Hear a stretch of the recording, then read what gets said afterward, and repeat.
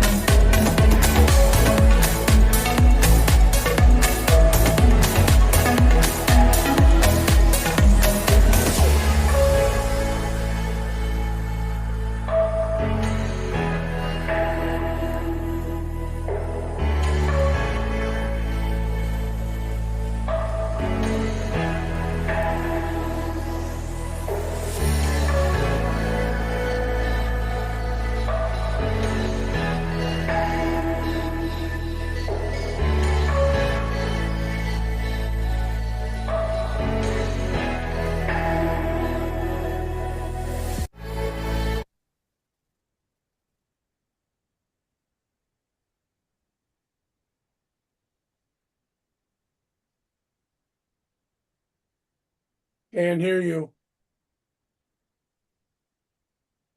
Can you hear me now? Yeah, Could you hear the music? Yes. yeah.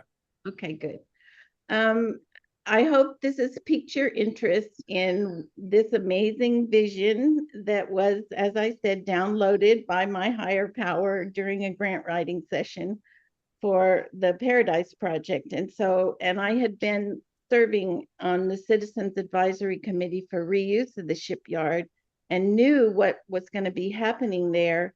And so that's why we're proposing the center to be built as a physical place at Hunters Point Shipyard here in San Francisco. And why it matters is because we're not just reusing land, we're reinventing what cities can be. We will become a place of belonging, reflection, and innovation. We will be open to all, anchored in healing, and powered by community. The anchor tenant vision for the Center for the Human Family, we imagine that it will be visible from land, sea, and sky, accessible by ferry, freeway, and footpaths, a focal point for global visitors, thought leaders, and families alike. The benefits of investing in the Center for the Human Family, we imagine 4 major impacts: social, economic, health, and reputation.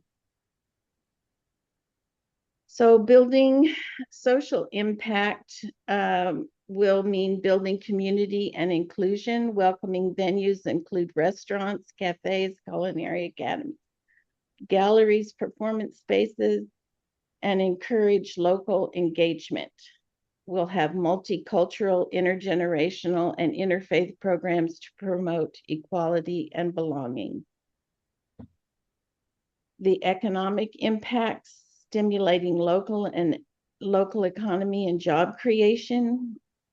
It will generate building the center will generate jobs through construction and ongoing operations of the center, support local businesses by attracting visitors, artists, and public programming.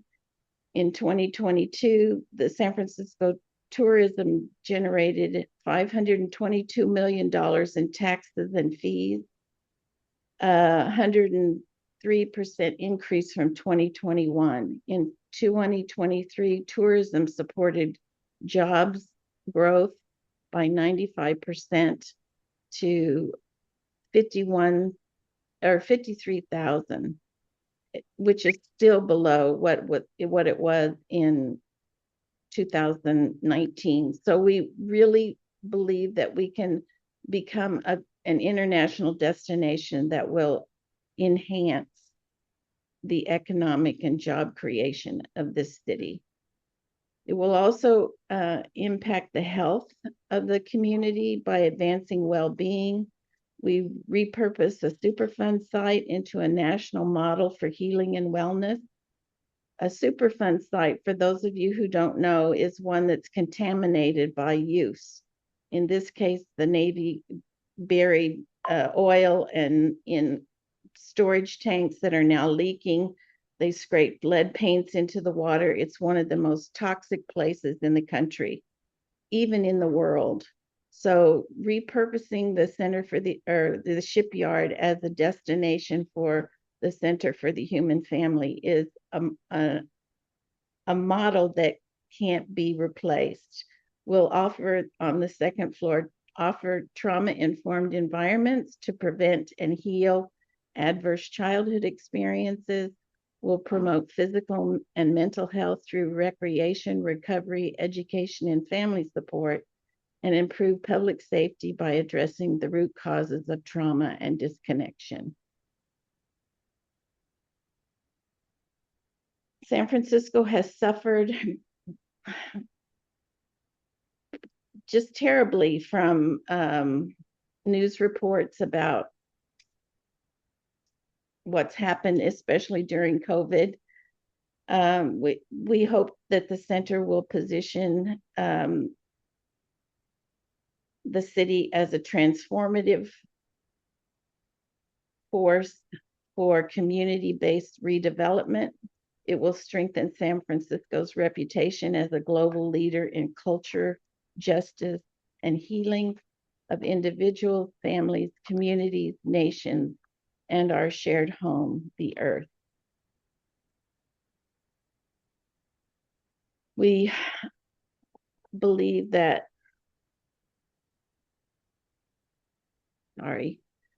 transforming oversight into opportunity, a new chapter for Superfund sites all over the country. There are hundreds of them. The Center for the Human Family will be a model for responsible community-led reuse of Superfund land. Partnering with us demonstrates accountability and shared commitment to healing, and it will be backed by sums of money that are already appropriated through the Navy. We'll have a global reach with local roots. We invite you to be a part of the first of its kind world-class center like this, an arts, science, and healing destination the world will seek out. San Francisco story with global reach and local roots. Oh, on the third floor, as I've mentioned, the Paradise Project will be an ongoing installation that you can walk as a labyrinth. The second floor will have exhibitions, conference rooms, healing rooms, a multi-use auditorium, and a walkway here over to the aquaponics garden and fish farm. And on the ground floor, all of these different aspects. We've been teaching in the elementary schools in Bayview Hunters Point for over 10 years, and, 20 years. And these are some of the testimonials of people involved, the key stakeholders in the cleanup and reuse of the shipyard. Lennar is the developer who's building out the shipyard as we speak. And their executive director knows us and said when he attended one of our final celebrations, together we can bring about a long-awaited cultural and economic renaissance in Bayview Hunters Point. The chair of the Mayor's Citizens Advisory Committee for Reuse of the Shipyard said the dedication to enriching youth through art and science deserves the highest praise. And one of our funders, Hitachi, says, "We inspire everyone." So we're very proud of all of our partners. So the programs that we've taught over the years, I've mentioned in previous presentations here, the Children's Mural Program did focus on, it's a legacy program now, it focused on the cleanup and reuse of the shipyard. The Sun, the content or the curriculum in weekly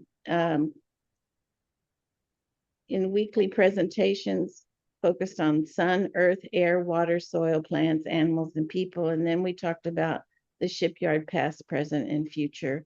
The core message is when the air, water, and soil are happy and healthy, so will be the plants, animals, and people.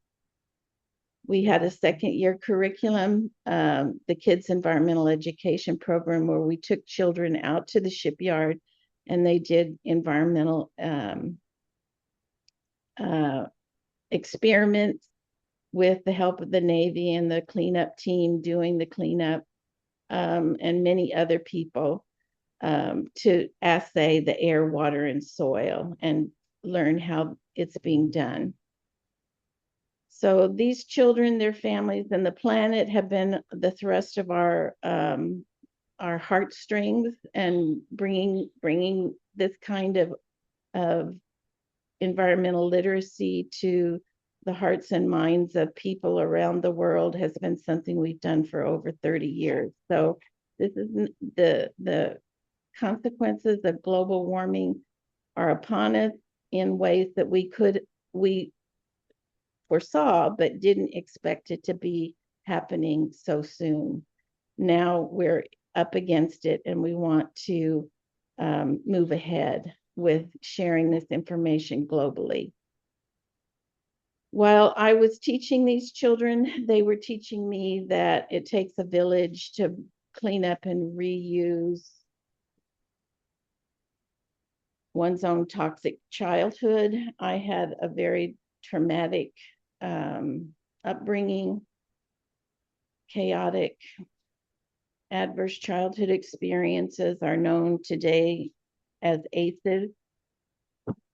Kaiser and the CDC has done the research, and a high ACE score puts you at risk of dying 20 years earlier from 7 of the 10 causes of adult death. The first Surgeon General of the state of California, Dr. Burke Harris, says we have to look at this problem in the face and say it's real and it's all of us. And she asked everyone to believe we are the movement, and Think Round centered our mission on preventing and healing ACEs through our twin visions. Because of the impact my ACE score of 9 out of 10 has had in my life. And I was painting the Paradise Project, trying to understand what had happened, because I couldn't remember what had happened to me, by painting my family's photos and then asking friends and family if I could look in their family photo albums. So that's how this was all born. Started with the 4 Christian families, and then I painted Jews and Muslims, Hindus and Sikhs. I'm currently completing the indigenous families, and I'll be looking for Taoist Confucian families and Buddhist Jain families. The Tree of Life is the sacred model that's holds the archetypal emanations of our developmental stages, as well as our archetypal states of consciousness. So the developmental stages that we use in this installation, or the Paradise Project, are girl groups, moms, when you walk through, boys, boy groups, dads. This is the 4 front yards, because I paint 4 families of different ethnicities who are practicing these world religions. And you can walk around and see all the front yards of these 4 families, the infants from their families, the adolescents, and their backyards. And then at the center of each of these installations is the earth as our shared backyard. So you can see that this green circle where boys are, you see 1 boy, and you walk around European, African, Asian, and Latin. As you walk around, you see all 4. So it's all directed towards the compass points: North, European, South, Latin, East, Asian, West, African. So here's a quick picture of what it'll be looking like. This was the first concept.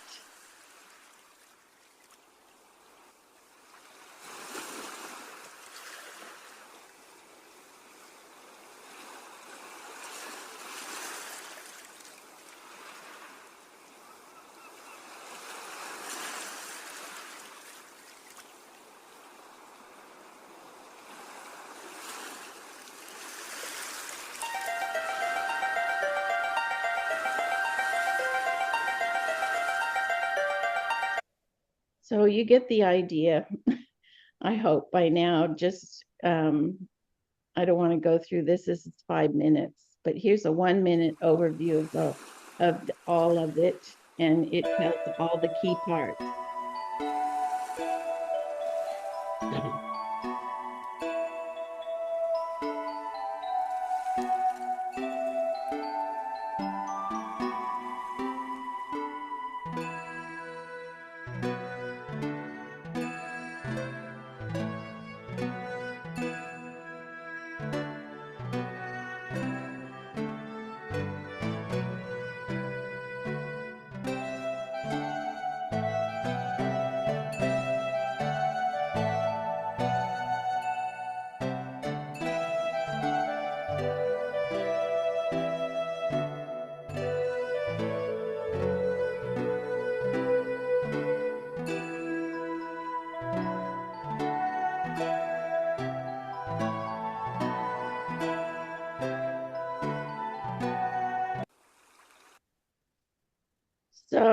I hope that it seems exciting and it would be like something that a place where you would want to come.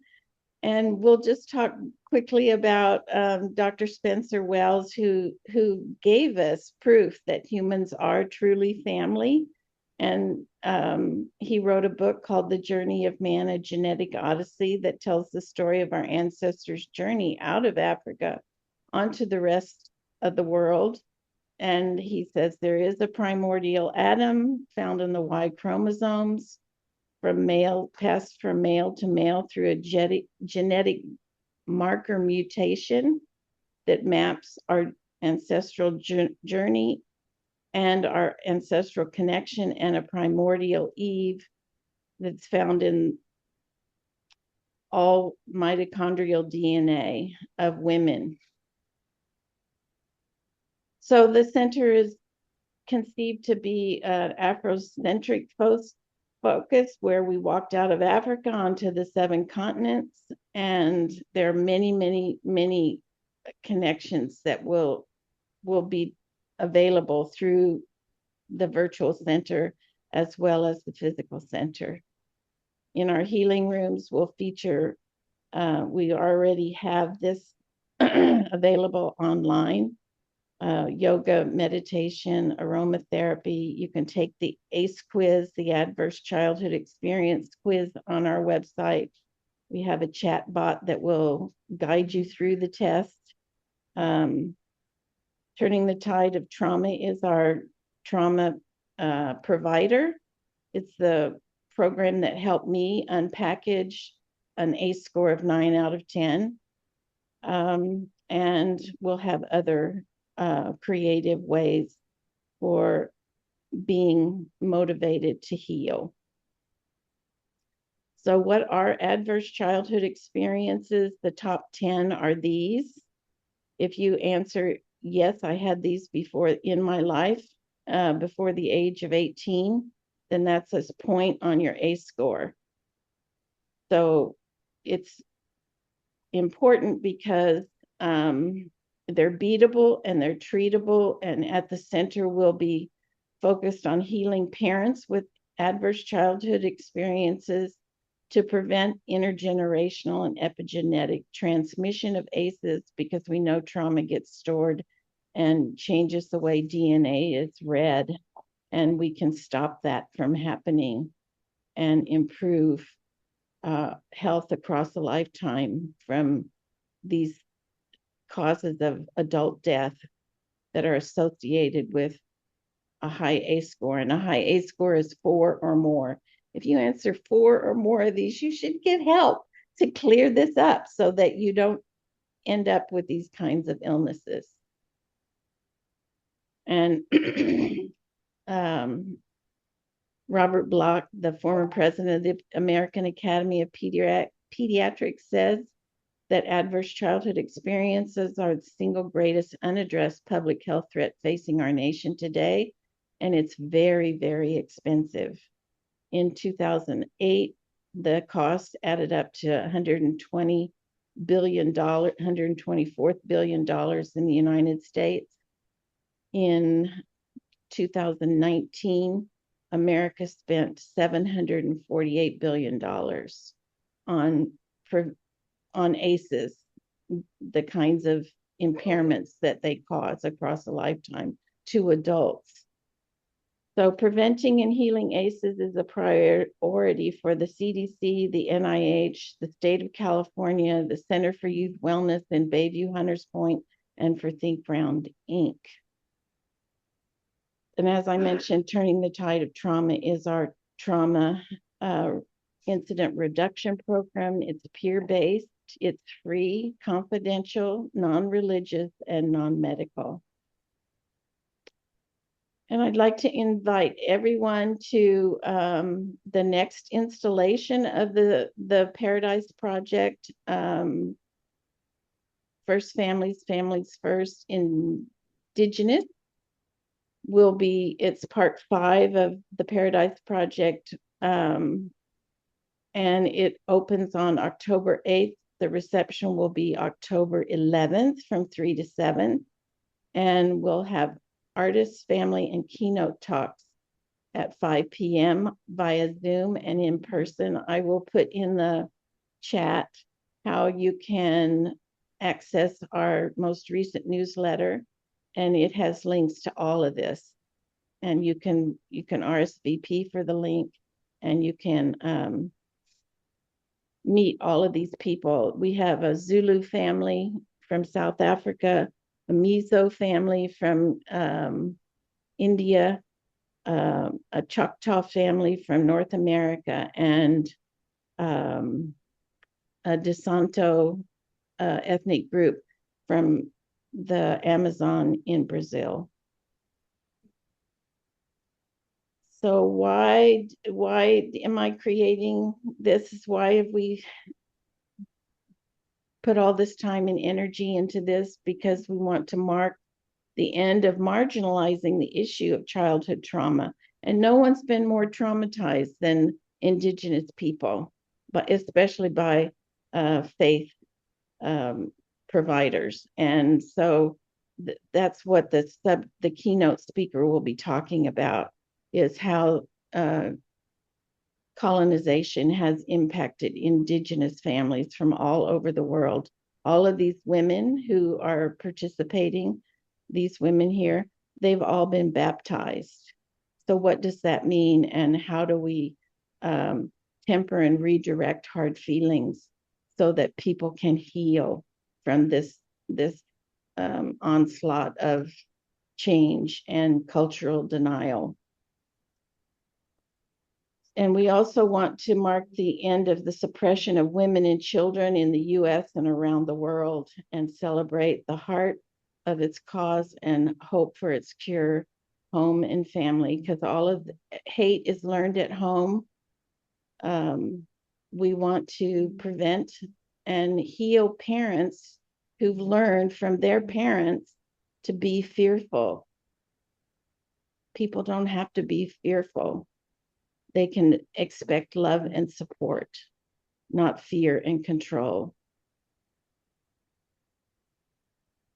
So that's, again, I started painting from my family photos. Here I am in the second or third grade. Second grade, I have Easter clothes, an Easter basket, no face and no legs. That's me from childhood. That's what it was like for me. So replacing the fear model of competition, scarcity, tyranny, oppression, and greed to the love model of cooperation, abundance, self-expression, freedom, generosity, and transparency. This is where we want to heal families and the planet.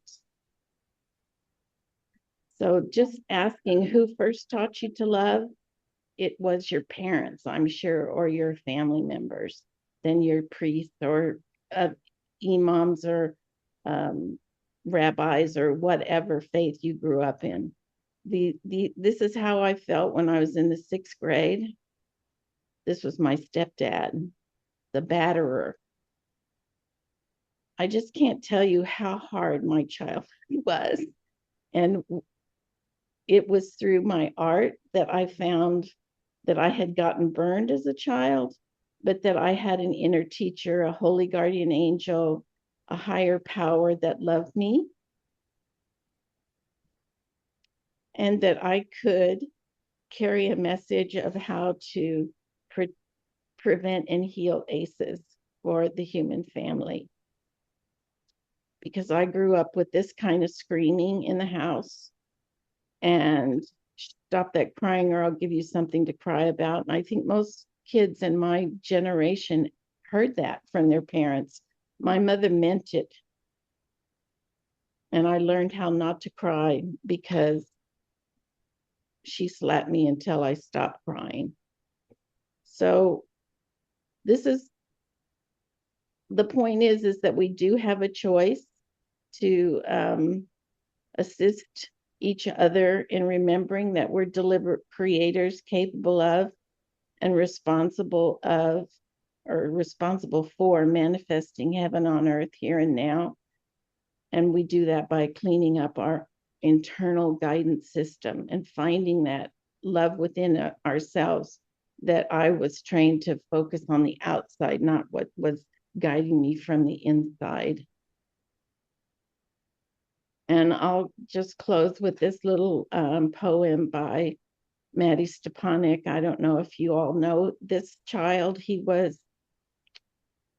born with cerebral palsy and he died quite young, but he was a poet and was celebrated around the world by women like Oprah Winfrey and Maya Angelou.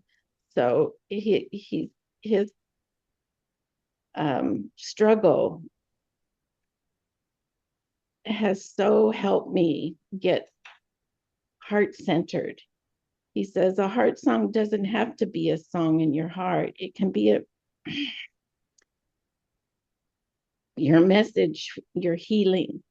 Some people might even call it your conscience, even though that's not what it really is. It's what you feel you need to do. He says, my heart song happens to be a song. I feel it. I hear it. I sing it still. It tells me how good I feel about the people I love.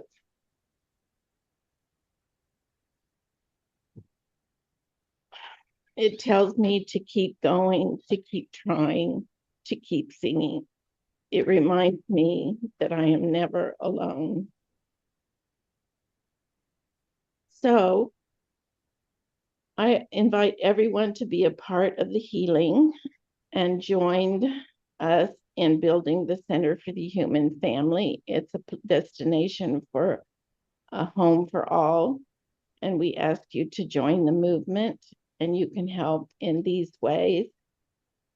You can become a subject family or help us find these last two subject families. You can visit our website and sign up for our newsletter. You can follow, subscribe, and like our posts on social media or our YouTube channel. You can volunteer. We have a volunteer page on our website. You can join the board, and we need a fundraising committee chair. You can donate or fundraise or promote the Twin Visions to help us advance our work for our interns, or share our contact information with those you know who can do these things. So that's it. We thank you.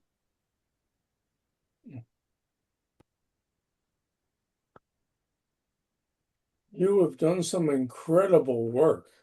Well, all of that incredible work is done by young people. The interns, that all of that visual stuff is done by young people. Young, you mean under 80? Between the ages of 16 and 35. Okay. Yeah. So it's been quite a journey to get to know them and to work with them, the 3D modelers, the Unity developers, the full stack developers. They're transforming our website into what will be a very interactive experience of the virtual center. So you'll be able to walk through the Paradise Project and hear the music, listen to the soundtracks. You'll be able to go into the healing rooms and get all the help you need from a chat bot. So it's a new opening, a new door, or new window opening to the human family's future that I hope will heal. Wow.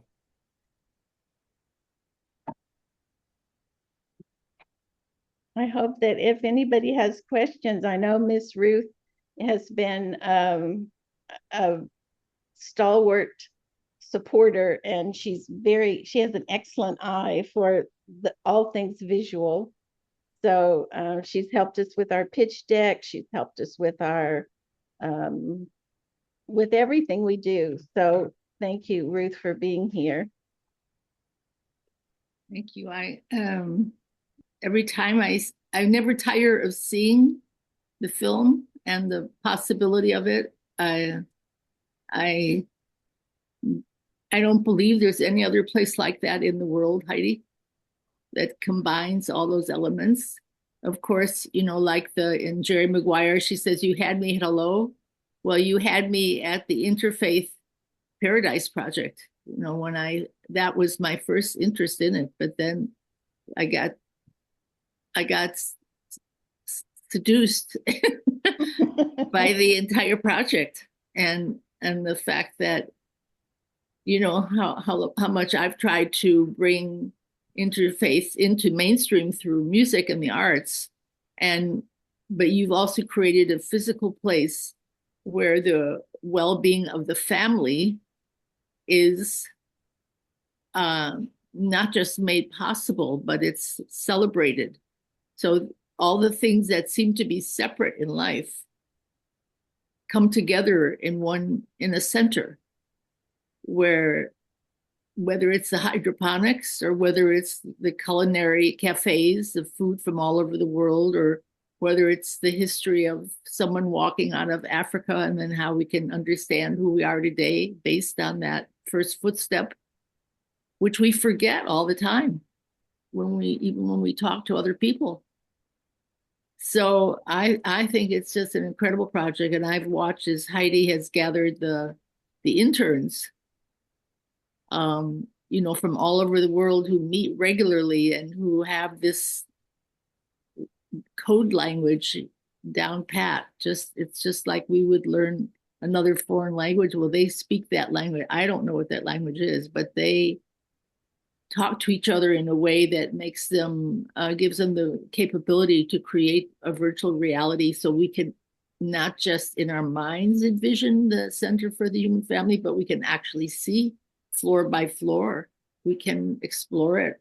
We can move around the columns. We can start to get into Heidi's head for her vision, because as she says, I understand about cosmic downloads. I respect them greatly.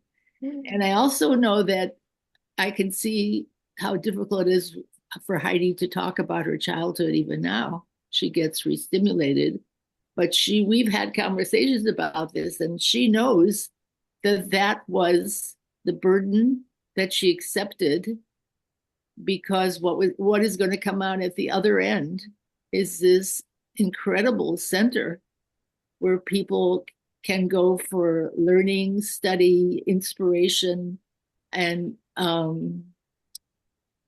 something that will also enhance the reputation of San Francisco. And as she mentioned about the Superfund, there's a site that has basically been tossed aside as being useless, to reclaim it and to take out the toxicity, just like she talked about the toxicity of family situations, and create something whole and healing and nurturing. So I tell people about it all the time and introduce Heidi wherever I go, not just because of the interfaith aspect of it, but I think it's ultimately the interfaith work we're doing has to do with healing the whole family of the world. I mean, it's the same concept. It's just approaching it from a religious aspect, but it's the same idea of discovering how we are family. So I wish more people were here today, Well, there will be a lot of people that will pick this up even afterwards, because it's going to be on the archive that they could see it anytime they want, forever.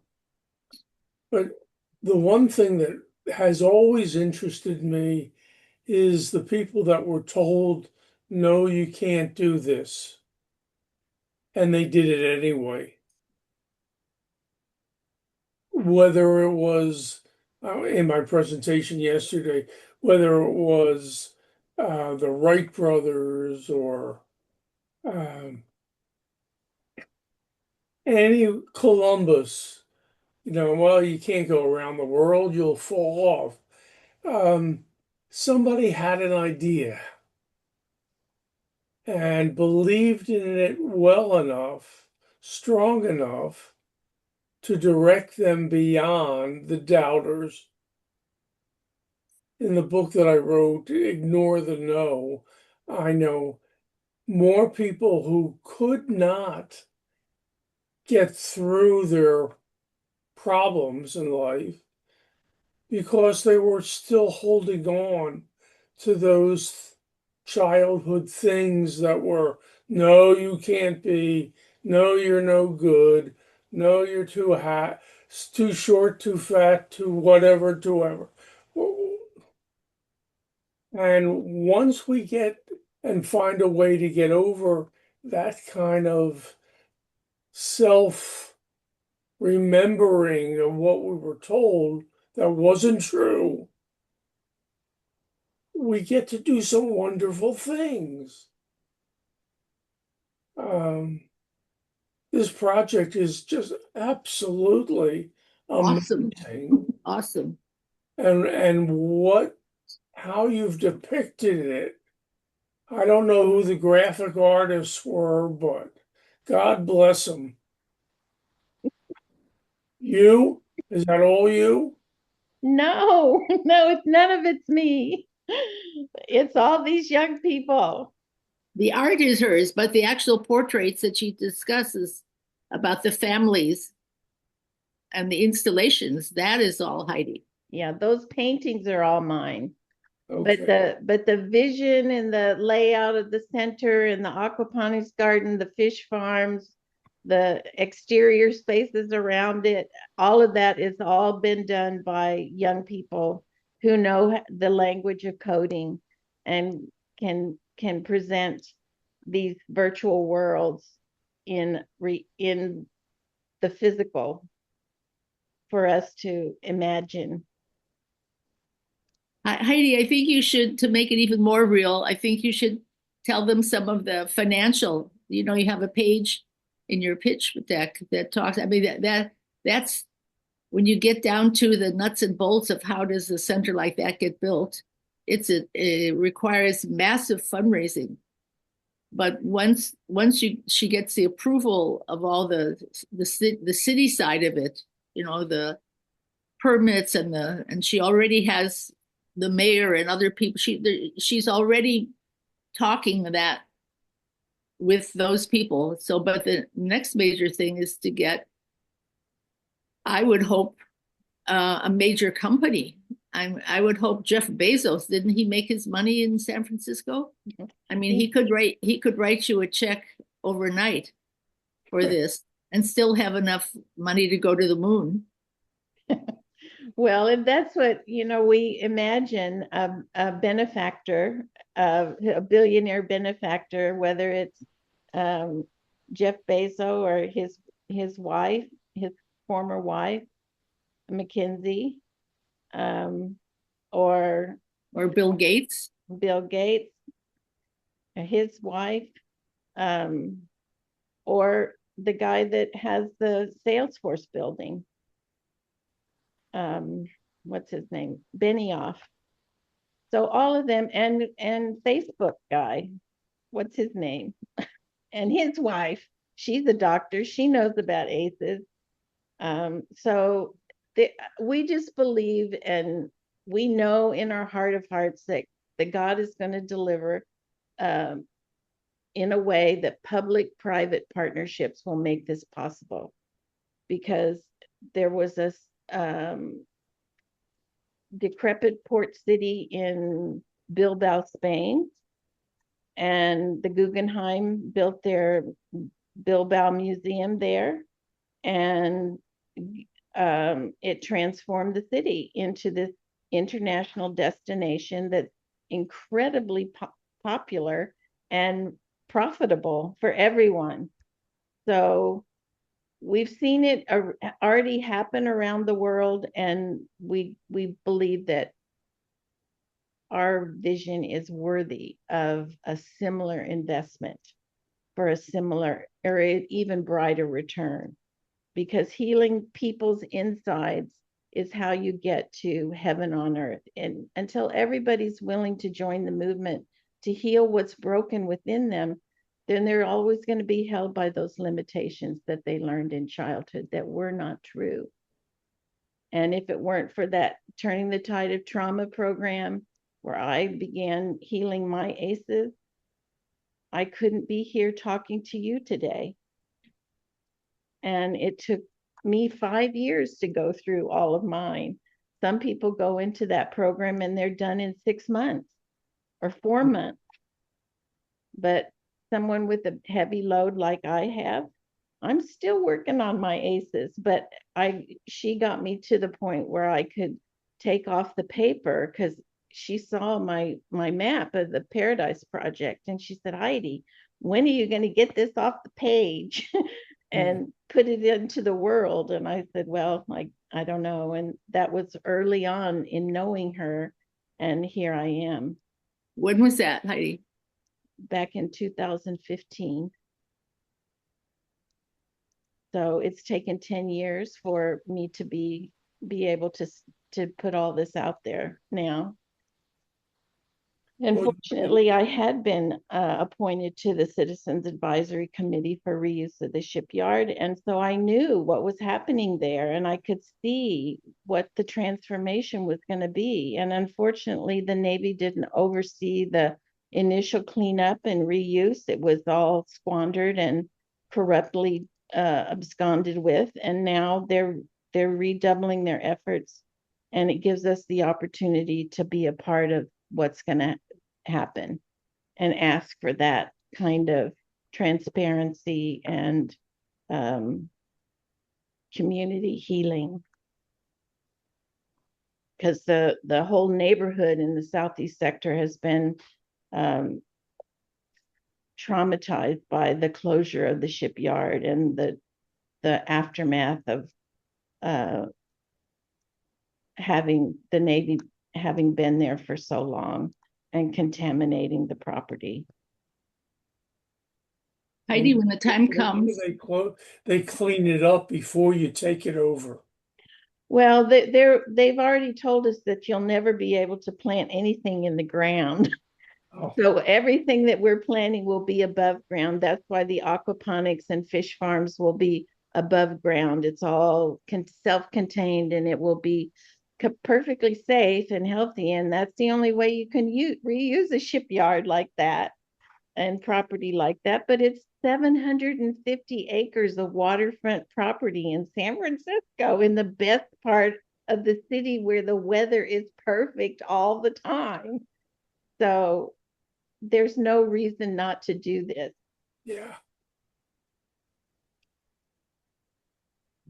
What we think is what we create.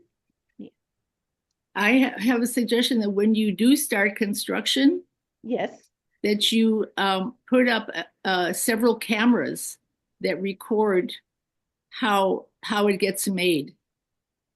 Oh, yes. And people documenting the whole process. Right.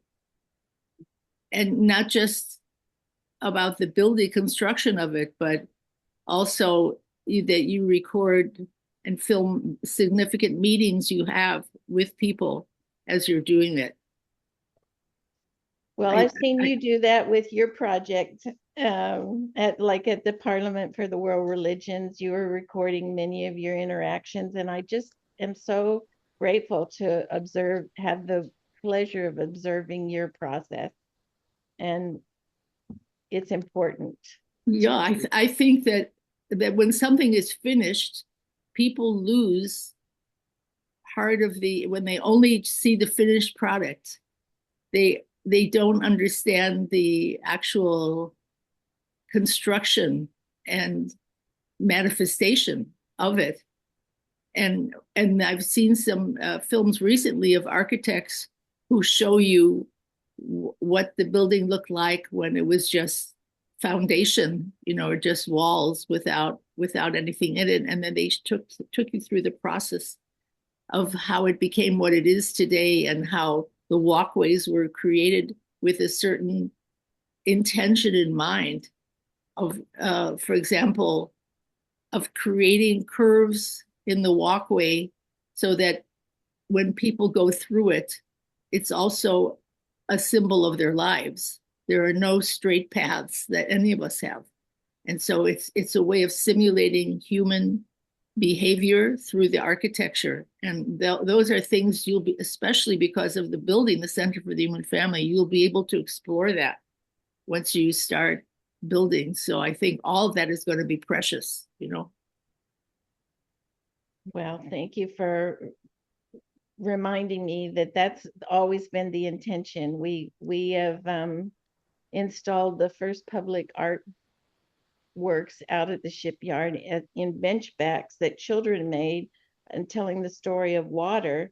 And it's curved. There's nothing about it that's not round. It's, even though it was built on 5 foot long and 1 foot high panels, the whole of it is 120 feet of curving space where benches are now that people can sit down and have lunch and read what, you know, the 25 authors we quoted about water have to say.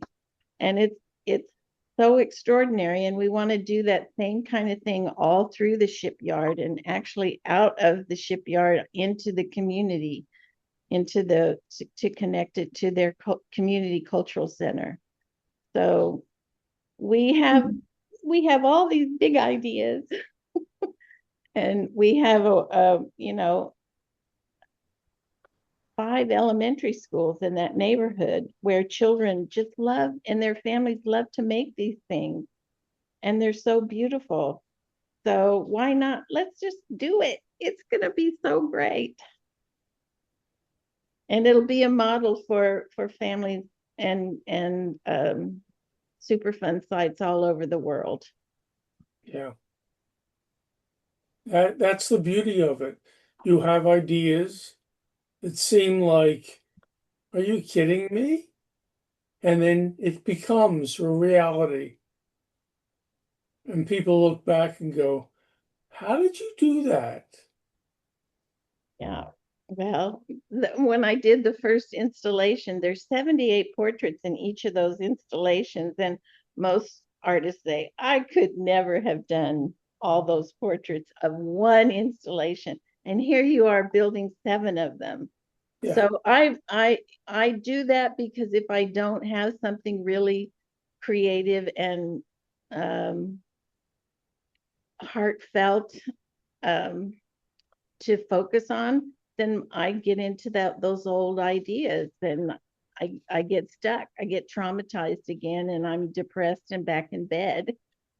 Oh, So I keep myself really busy.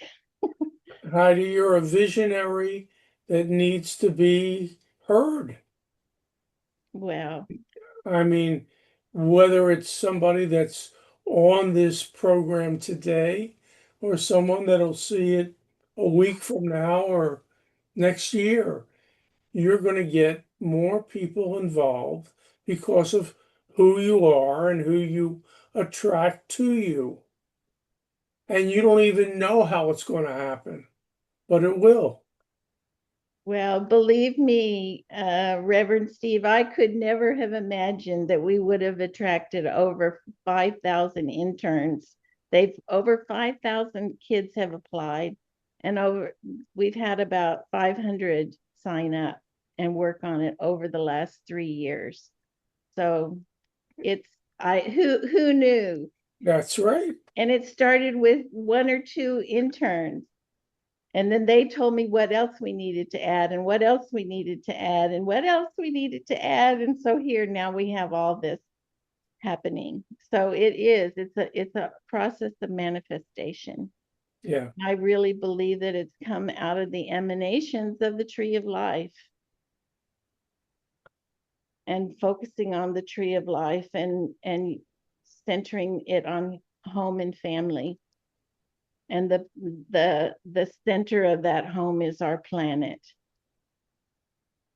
So I'm just so grateful to have come through the other side, I feel like I'm over the river and through the woods, and grandmother's house is the paradise or the Center for the Human Family, and everybody will be there happy and healthy, happy, joyous, and free. That's what everyone will be, and heaven will be upon the earth.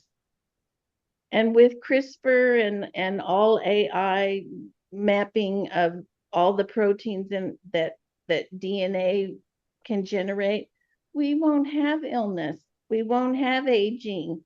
We're all just, paradise is upon us. Let's not wait till we croak. Let's make it happen now, here and now. So that's the big thing for me as somebody who studied biology before I studied art, and got a degree in biology from UC San Diego, which was no small feat, and why teaching about environmental science has been so important to me, because we could see it and share it on such a simple level and make a complex problem for the community children faced with a shipyard that's contaminated in there. They can see the shipyard from their school playgrounds, and they're fearful of it. And so we were able to change that and give them a vision for where they could have homes and build businesses and recreate and be entertained and so forth.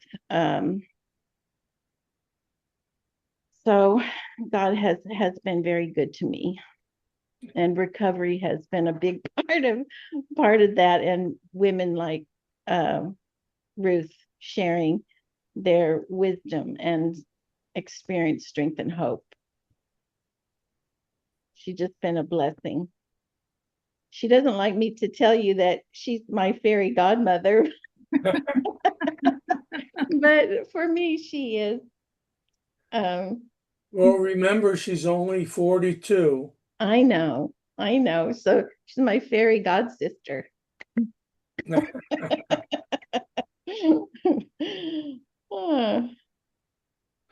So Carolyn and Karen and Nora and Bee, I wish you all would speak up.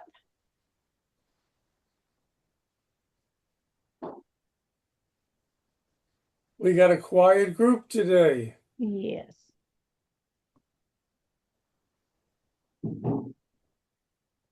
How about Nora, Ted, Zucker? Carolyn just unmuted herself. Oh, Yeah, good. yeah. I came in late because I had a doctor's appointment this morning, and I'm kind of tired. That's why I'm quiet. But I just sent you a little text saying that your Paradise Project is marvelous. I don't have words to describe what you're doing, except that I'm in awe, and I think it's absolutely phenomenal. And, at one point, as you were going through the presentation, what I saw of it, I thought, oh man, if I were a teenager these days, I'd be moving up to the Bay Area and working with you. So it's just, I'm in awe. I don't have words to describe what you're doing. I'm of the Baha'i faith, and I'm reminded of something that the founder of the Baha'i faith, Baha'u'llah, says, which is the earth is but one country, and mankind its citizens. And that's what you're doing with your center for the human family. You're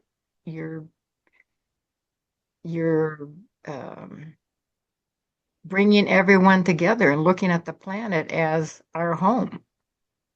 And I think that's outstanding. Anyhow, I don't know if you know Reverend Steve. Have you met him before? Yes, I shared last year about this. Oh, okay, yeah. He's a visionary like you are, and in his own way, and he's done tremendous things for Point and for the interfaith community in general. Interfaith Awareness Week, what we're doing right now, is of his making. Yes, He's one of those that if somebody says you can't do it, you better believe you will do it. In fact, I love people to tell me it can't be done. I'll tell one quick story. I had um, I'm sorry, I have to leave, but Heidi, big hug. Yeah, And big to hug. be Thank you, continued. dear. Yes. Yeah. Are you coming in October? I'm going to try to make it. Okay, good. Okay. I have a song to share with you from the musical that's just perfect for the Indigenous installation.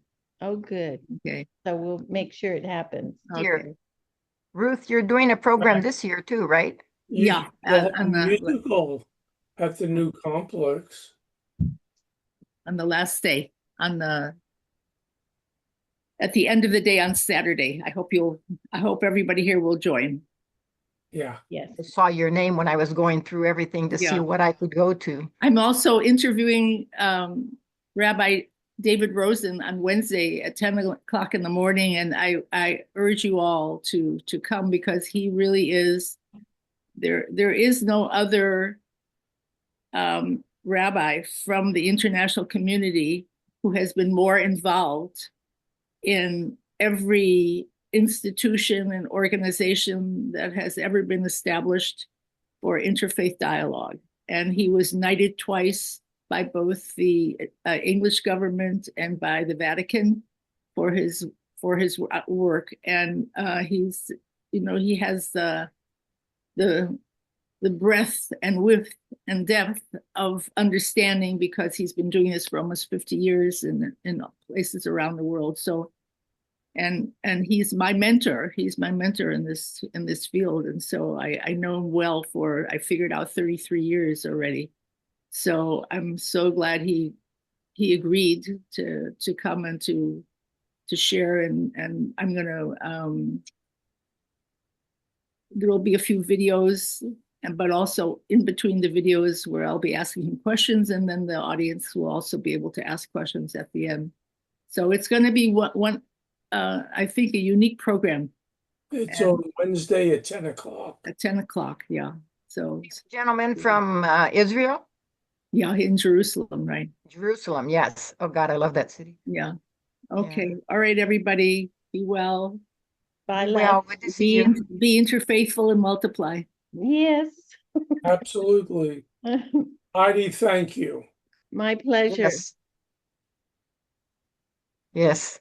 This was very, very nice. I'm so glad I tuned into this. Well, questions in the chat. Anybody's looking at that. I'm sorry? Excuse me. I put 2 questions in the chat if anybody's monitoring that. Okay, no, nobody's monitoring. Let me see what your question is. Let's see. Is there a projected opening date for the building? No, it's in God's time. And what about non-binary individuals? There's not one family in the Paradise Project that doesn't have non-binary family members. I mean, just by opening up to 4 families of different ethnicities who are practicing 10 major world religions, you come across families who have binary individuals in them. So that's already happened. So we hope that in the storytelling and the family sharing, that all of this comes forward, and that everybody finds a safe place to fall at the Center for the Human Family, because that's what it's being built for. I hope that answers your question. And the opening date for the virtual center is, it'll be sometime soon, like in the next 6 to 8 months. And you'll be able to go onto our new website where the interns have more freedom to code all these virtual experiences, because the website we have right now is very formatted so that they can't make adjustments that they need to make it a truly interactive space. So it'll give them, they're just getting all that figured out, and we're monitoring the costs and projecting the feasibility, but I think it'll be within the next 6 months. So thank you for asking, and I hope you'll visit our website when it goes live. And in the meantime, our current website, thinkround.org, is available to everyone now.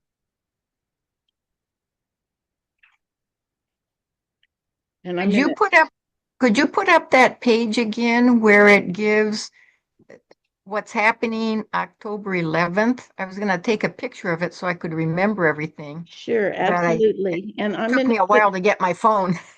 And I'm going to put in the chat the link to our newsletter so that you can sign up for for the RSVP for this coming up event. Right. Okay, there it is. Now, let me open the PowerPoint again and share so you can take a picture. Thank you for wanting to do that. Okay, let me get into this. Here it is. It's this one with all the beautiful paintings. Oh my God, this is gorgeous. Thank you. So these, in the end, there will be 546 portraits of these families. These are 4 ethnic indigenous families, as I mentioned. But we will have, I'm looking for Buddhist Jains right now, and we'll be looking for Taoist Confucians. And each installation has some sort of change in the format of, how can you change the template? We have 2-foot wide and 4-foot high panels that hold each of these portraits, and we incorporate all kinds of collage materials. These families have saris from India, fabrics from Africa, definitely tribal materials from North America, and indigenous materials, woven fabrics from the Amazon. And we incorporate that as part of the finished artwork. So it's really becoming, the more I do it and the more I think it's a template, the more openings I see for it being more and more creative and more expansive. So I'm just hoping that each of you will join the virtual and hybrid meeting for the reception on October 11th at 5 p.m. Pacific time.